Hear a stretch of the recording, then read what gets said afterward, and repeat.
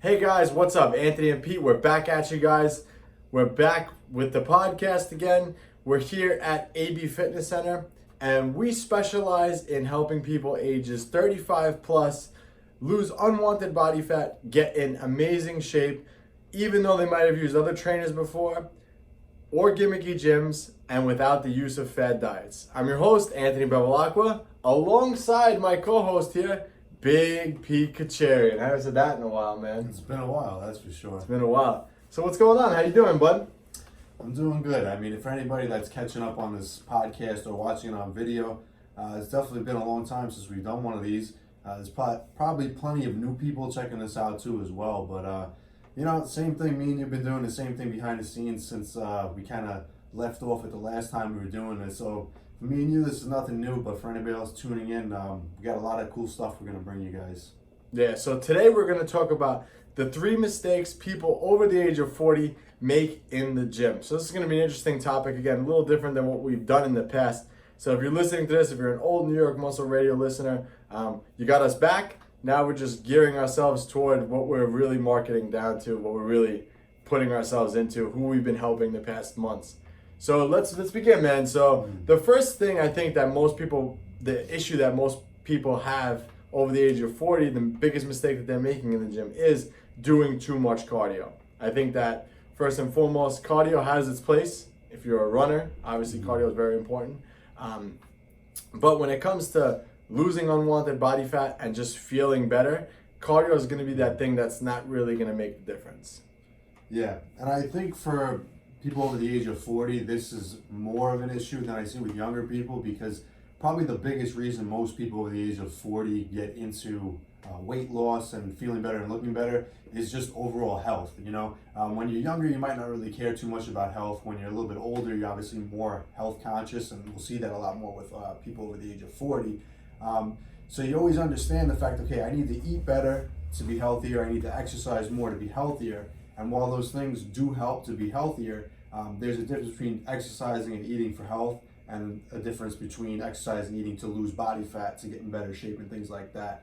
So cardio usually is just naturally the first thing people turn to, in combination with eating quote unquote cleaner or healthier. And those things definitely have health benefits, but as far as weight loss and fat burning, there's more that goes into it than just eating clean and doing more cardio. Yeah, we have a formula for success here. So we say that 70% of your results come from what you eat. So that's huge right there. 28% of it comes from weight training, like actually lifting weights, and only 2% of it comes from cardio. So the cardio portion of it's not as important as the other two elements, which I'm sure we'll discuss as we go through it. But yeah, I think people use cardio as kind of like a crutch too, like, oh, I overate this weekend, I was bad this weekend, I'm just gonna do extra cardio to kind of make up for it and burn those extra calories off. But why don't you tell everybody how that's not true? Yeah, that's probably the last thing you want to do in that case, because the main reason that most people over the age of 40, I'd say, have excess body fat they want to lose is the main driver of that is just your metabolic rate is not where it should be or where it can be, for 2 reasons. One, just years of poor eating habits, number one, and number 2 is just lack of muscle mass, which people get confused as far as what's the cause of that. A lot of people think just age by itself causes that lack of muscle mass. It's just the way you normally live. The average 40-year-old or 40-plus-year-old lives their lifestyle.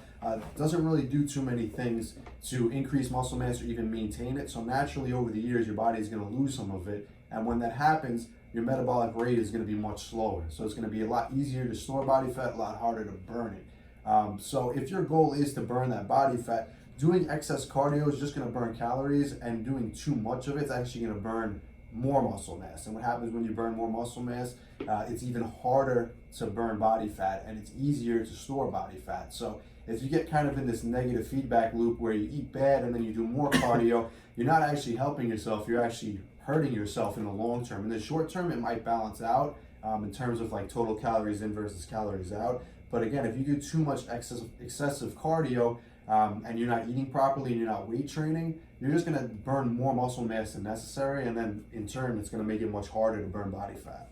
Yeah, plus I think that cardio is really boring. Yeah. And I can't see sitting on. I mean, I've done it. Obviously, we've all done it. You know, we've been on those roads before where we think that I want to lose more body fat. I'm just going to keep doing cardio, and it's just not as fun as lifting. You know, there's a sense of like accomplishment when you work out. You get definitely release endorphins with both, but I feel like with weight training, it's a lot more rewardable. You know, I didn't lift this weight last week. I lifted it this week. Right. Yeah. And the other thing too is time efficiency is really big too. So most people that are probably watching this or listening probably have very, very busy schedules, and getting to the gym, the reason that you don't do too much of it is because your time schedule, it's hard to dedicate time to exercising and eating properly and things like that. So if you can commit time to exercising, you want to make sure you're getting the most bang for your buck. So if I told you you had to do 2 hours of cardio a day or work out with weights for 30 minutes, which one sounds more doable and more sustainable long term? Right. The 30 minutes is obviously going to be much more time efficient, and at the same time, you're going to be getting much more benefit out of that 30 minutes of doing weight training than the 2 hours of cardio that you're doing. Yeah, it's funny because when I was younger, and I've been a personal trainer forever, I've been doing this in the industry for such a long time, but when I was like 17, 18 and I started and I would train people that were in their 30s and 40s, I was always like, I don't know why they're complaining. It's so easy. It's not hard. And then like when you actually get like 30s into your 30s and you have kids and family and business and responsibilities, and it does get a lot harder. So, Absolutely, yeah. when you mentioned a good point, making sure you're doing things optimally and making sure that you're applying the effort to the things that matter the most.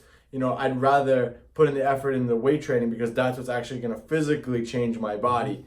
And the cardio is just pretty much, people use it as a crutch. Yeah, I'm totally honest. They use it as a crutch. I was bad this weekend. I'm just going to do cardio and make up for it. And it's like one of the worst things you can do. But it definitely does. And I like that you mentioned that too, because, we don't really talk about that too much. When we were powerlifting and competing way back when, last year. Back in the day. Yeah. We spent a lot of time. I mean, remember we talked about having 4-hour workouts. Yeah, it was actually a thing. It would happen. Yeah, absolutely. I got no time for that these days. Nah, man. You know what it is? I was actually talking to someone about this. They asked me if I was competing in powerlifting, and I did a meet last year. And someone asked me if I was going to do one this year, and I just don't have like the want to do it right now. And to invest that time and effort into that. Right. Is it going to benefit me to do a powerlifting meet? No, it's just something that I would do for myself, right? So it's like if I don't feel the need to, I don't have like that heavy desire to compete right now. I mean, we're actually doing a competition together, me and Pete. Again, something totally different, which we've never done before. We're prepping for it. We're actually doing a Spartan race. So it's a big change from what we were. It's a complete 180. Complete 180. But we're actually doing a Spartan race because we think it'd be cool. A lot of people over the age of 35 do Spartan races, and we want to see and help them, inspire them. We have a team of like 20 to 25 people right now who are doing the Spartan race with us, so we're actually training with our clients to do it. So it should be a cool little thing. That's cardio though, man, but not really. How are we training everyone for it? Well, you know what? We're doing the same exact things that we're doing. Yeah. And that's going to have the biggest transfer over to performance in, the Spartan race or anything like that. I mean, this is slightly off topic, but it's worth noting. The same thing, like I said, you get more bang for your buck with the weight training as far as fat burning. You get more bang for your buck with athleticism doing weight training as opposed to cardio too. So if somebody was coming in here that was an athlete or something like that wanted to get better at their sport, I still would have them do weight training over cardio. The stronger muscles are going to perform better doing any type of function. So whether that's running, walking, more muscle is always going to perform better. Right, it's true. All right, you want to move on to the second tip, man? You want to take the second one? Yeah. Definitely the second one is not prioritizing nutrition.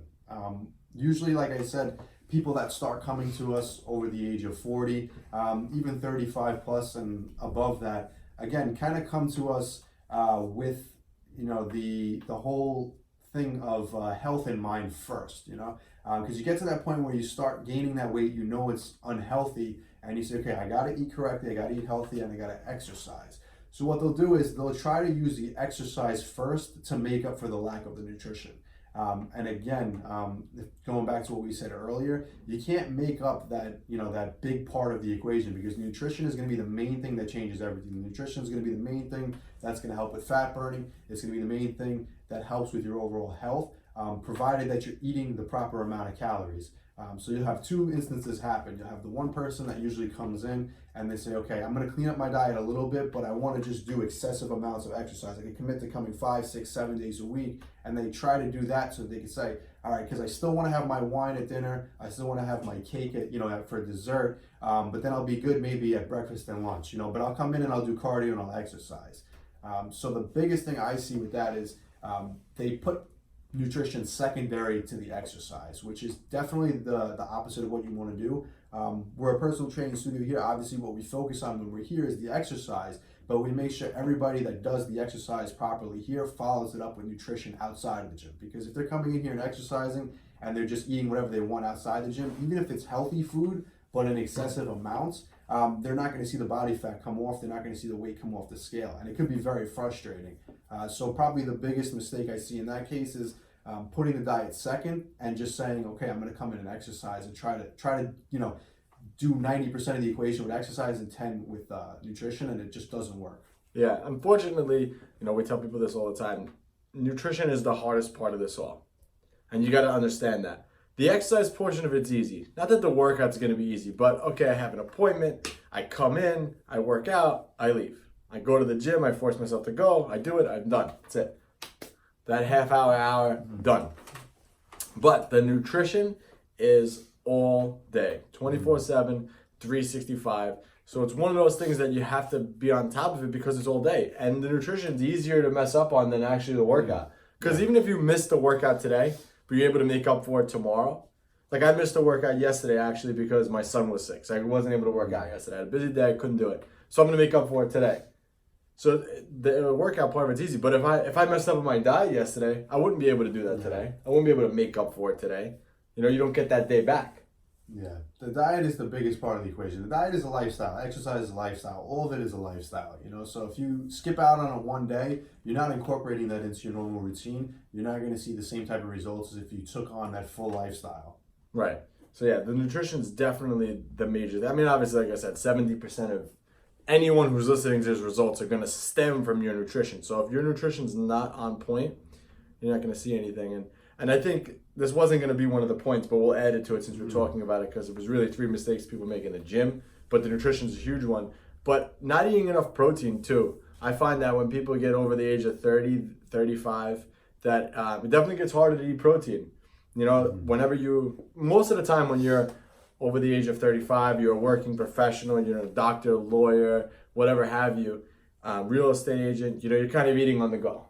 Right? Yeah. And whenever you eat anything out, it's always harder to make sure you're getting in that amount of protein that you need to build muscle and lose body fat and to look better and to feel better. So you definitely got to focus on getting your protein in. So we actually did a video on 6 high protein snacks, but really quick, we could go through them. So one was tuna packets, Greek yogurt, non-fat Greek yogurt, obviously, turkey jerky or beef jerky, protein shakes, protein bars, and what was the other one? Why am I drawing a blank? Was it 6? Yeah, it was 6. Was it 6? Yeah, tuna packets, the beef jerky, non-fat Greek yogurt. Oh, the Quest chips. Okay. Yeah. Those are good. I actually like Quest chips. I think those are a really good source of protein too for someone who's on the go. It's quick and easy to eat. But those are good. I actually like those. Did you try the taco flavor? Apparently there's a taco flavor. I haven't had it, but actually, I think I did. They tasted like Doritos, if really? I remember correctly. Wow, yeah, they actually tasted kind of like Doritos, yeah. I love Doritos, that's my thing. Yeah, no, they're really good too because, again, a lot of people that start this at that age, especially if you come to us and you're starting exercising and dieting for the first time, you've never done it before, you have 40 years of your life where you had a specific way of eating. So now we kind of have to change that. One of the hardest things to do in that case is to take somebody and say, okay, listen, you have to cut all this out. You can never eat this stuff again. Now you have to start eating this stuff. That's a recipe for disaster every single time. I've never seen it even work. So what you have to do is make small adjustments over time. And it's only small adjustments. So like in that case, if you're a chip eater, and I say, okay, listen, we can't have Doritos, but we can have Quest chips. That's an easier transition than saying, okay, no chips ever again. Most people will never stick to that. Right. So it's small little adjustments that you can fit into your lifestyle. So if you still want to, some people like to sit down and watch a movie on Saturday night and have popcorn, right? Instead of you having the popcorn with all the extra butter on top of it, and you have fat-free popcorn. that's a small adjustment. You can still sit down, you can still eat your popcorn. And in another diet situation, you might see someone say, okay, popcorn's not on the diet, that's it. You have to sit there and watch the movie and eat nothing. And then what happens? You try to do it, you sit there, you're miserable, you say, I can't do it. Then you grab the popcorn with extra butter, then you throw your additional butter on top of it and you say, I'm eating the whole bag. My wife does that with the butter. Yeah. She does that with the butter. She pours it on top. I hate that when we go to the movies because those things are loaded with fat. Oh, yeah.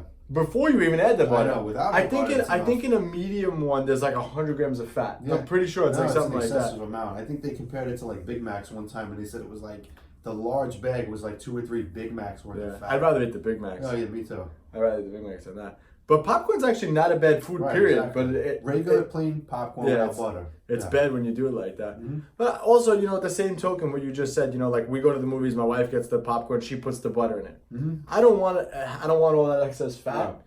So for me, then it's like, all right, I'm just not gonna have it. Right. Or maybe I'll get something else. It just depends, But I think understanding the nutrition basics and that having that ability to be flexible with your eating choices can also go a long way too in helping you to sustain this. So if you are a working professional on the go and you can't sit down and have a meal, but you're getting something out, making sure that what you're getting can fit into what your calories for the day can make all the difference. And that could that makes the difference for someone to actually get results versus getting just okay results. And I guess comes down, we see this all the time with clients that come to us who had other trainers in the past who gave them no nutritional advice. Some of you listening to this right now may be working with an online person who their nutrition advice was, if you're trying to gain weight, eat a peanut butter sandwich. I mean, that's ridiculous. Right. That's ridiculous. So, understanding the basics of nutrition and making sure that your trainer teaches you the basics of nutrition so you can have that kind of lifestyle that you can fit into. Yeah, because you're only going to be successful doing this if you make it a lifestyle.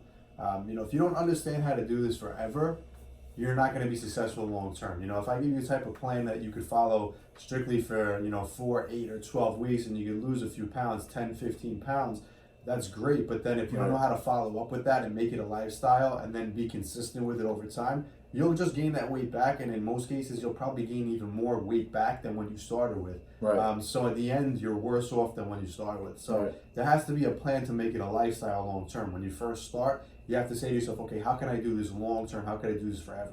Right. And that's the thing. It has to be sustainable. That's it. That's the only way. But that's the biggest mistake people make, period, when it comes to fitness. I don't think that's just specifically in the gym, just period in general. Absolutely. So I'll go to the third tip, unless you want to talk about anything else with that one. No, you go ahead. Yeah, so the third tip, number 3, and this is a huge mistake, is doing machine work. A lot of people rely on machines because they're not sure how to exercise, or, they're tired from something else, tired from work, they had a long day today, I'm just going to go to the gym and use machines. Again, going back to what we said before, time management, making sure that you're managing your time and putting your effort towards something that's going to that's going to make a difference.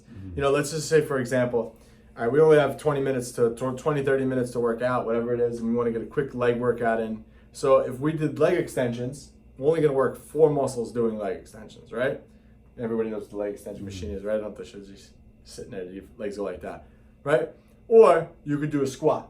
If you do a basic compound movement like a squat, you work over 280 different muscles in your body. So the squats are going to give you the biggest bang for your buck. And I'm not saying machines don't have their place, but I don't think that they're optimal for people over the age of 40. I think you're better off sticking with free weight movements. Is going to help you gain mobility back. One of the things with people over 35 that they have trouble with is they have nagging injuries, right? Absolutely. Yeah. So I think that I think you can't be afraid of squatting, right? Because that's one of the things that everyone's afraid of after a certain age. They're afraid of squatting their knees. But when you're doing it correctly, you're actually putting the muscles through a full range of motion. You're improving your mobility. You're improving your strength in that mobility. And that's going to make all the difference for when you're out playing with your kids, or when you're, running around, or just in general doing everyday activities. That's going to make a huge difference. So doing less machines is one of the things that we recommend, focusing more on big compound movements, because again, you're going to recruit a lot more muscle doing that. You're going to gain a lot more strength. You're going to burn a lot more body fat doing that. So that's the biggest mistake. That's the second biggest instead of nutrition that people make in the gym, is doing too much machine work. Yeah, absolutely. And I think after a certain age, like you said, just because of all the nagging injuries that most people have when they come in here, they just rule out certain exercises before they even do them. You know, the squat probably being the biggest one. Oh, I have an ankle injury from years ago, or a knee injury, or a back injury. I can't squat. You know, and that couldn't be more further from the truth. Actually, the best thing you should probably do with those injuries is build yourself up to being able to do that exercise properly. Because most of the times when you have those injuries, it just more or less prevents you from moving properly, and that's why you can't do that exercise. So if we start using exercises to work around those injuries that are free weight based, you know, there's many different squat variations. There's not just a typical barbell squat. There's many different variations that you could do of a squat that you could work around those mobility issues and those imbalances and those injuries. And then eventually we build you up to a typical barbell squat. And then that would be the goal from there. You're going to feel much better. You're going to move much better doing these movements over time. So there is some type of element to, some type of element of actual physical therapy that's even built within weight training when you start at that age. You know, you're not going to just walk in and do these typical exercises if you have limitations. But it is a goal that you do want to work up to. Yeah. I mean, and that's one of the reasons why people have pain is because they can't go through a full range of motion. Mm-hmm. And it's important to really practice going through those full ranges of motion and working through those different progressions and building yourself up to doing that. So if you're listening to this and you have pain, our advice would be to attempt to try to understand how to squat correctly. And again, if people do these, you know, a lot of people steer away from using compound movements because they're complicated. Right. They're not easy to perform. Like I know we hear this all the time too. It's like, I'm kind of scared to squat in the squat rack, you know, it bothers my knees, so I'm going to use the Smith machine instead. Meanwhile, the Smith machine is 1,000 times worse for your body because now you're fixing yourself with a heavy barbell on your back in a fixed motion. There's no moving. When you have a free weight bar, you could step back, you could be in your normal rhythm. When you're in a Smith machine, you're locked in one position. That's going to kill your back and everything else 10 times more than anything else. I hate the Smith machine. Yeah, you have to think about day to day what type of movements your body is doing naturally. You know, every day you guys are squatting. You're getting up and sitting down in a chair. That's a squat movement, and it's not a fixed position that a machine is going to have you in. That's your natural range of motion. That's your natural body mechanics moving up and down out of the chair. So what do you think your body's more naturally likely to do? Right. Squat with a bar, or squat with a dumbbell, or go in a fixed machine that's going to keep you in a certain range of motion and force you in a certain pattern every single time you use it. You know, that's the only time in your life that you're going to have to be moving in that position. Otherwise, normal day-to-day stuff that you're doing, getting up, sitting down, getting out of bed, sitting in your work chair, you're using your body the way that it's meant to be used, and you're doing a typical squat. Yeah, and touching on that too, it's like most working professionals who are probably listening to this, you know, you're going to be at your desk, you know, hours at a time. Mm-hmm. Those muscles are going to get really tight. So you got to make sure that when you do train, you're training in that full range of motion. You're training with those big movements. So you recruit those muscles that kind of get lazy when you sit down, right? So, and you're going to get a bigger bang for your buck doing that. So why don't you recap the 3 tips, man? All right. So number 1 is definitely, in no particular order. I just want to list them because I don't want to give any importance to one or the other. But definitely not focusing on the nutrition is number 1. Doing too much cardio, number 2, and then number 3, doing too many machines. That's definitely the biggest issues we see for people. If you wanted to put it in an order, I think you kind of did. That was kind of like the order of importance, I would say. Yeah, you'd say so? I think so. Nutrition is always going to be king. That's number 1. If you forget even the other 2 tips, if you take away the nutrition part of it, you're going to see way more results than anything else that you could apply. So remember, make sure that you're applying the nutrition first. That's the base of everything that you do. Following that up with correct exercise, not doing too much cardio, and doing enough weight training, specifically with free weights. That's really the combo for success right there. Yeah, I agree. So hopefully you guys listening to this take away those tips, you begin to apply them to your life, and hopefully you'll get better results doing that. If you're interested in coaching or working with us, you can head on over to abfitnesstrainer.com. You can apply for a spot below, and we'll contact you and see if you're a good fit for the program and everything that we do. Whether you're a local client or whether you're not local, we're taking clients on all over the world now and just doing it in a different light. But it's good to be back, right, Pete? We're back. That's it. There was so many rumors that were going around saying I fired you, I got rid of Pete. I forgot about that actually. He's still here. Still here. He's still here. Can't get rid of the big guy. All right. Anything else you want to address? I mean, it's been so long since we talked to everybody. I don't know. Is there anything that you want to cover?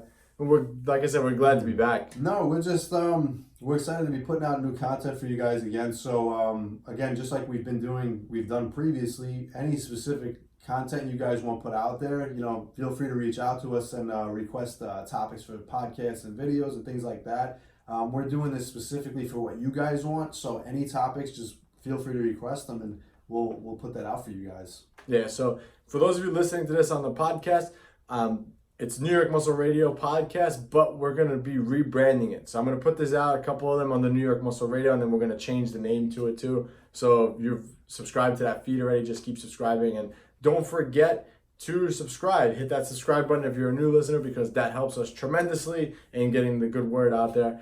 This is also going on YouTube too if you guys follow us there too. But all right. Well, Anthony and Pete, AB Fitness Center, specializing in helping people ages 35 plus lose unwanted fat and feel amazing. And we are out.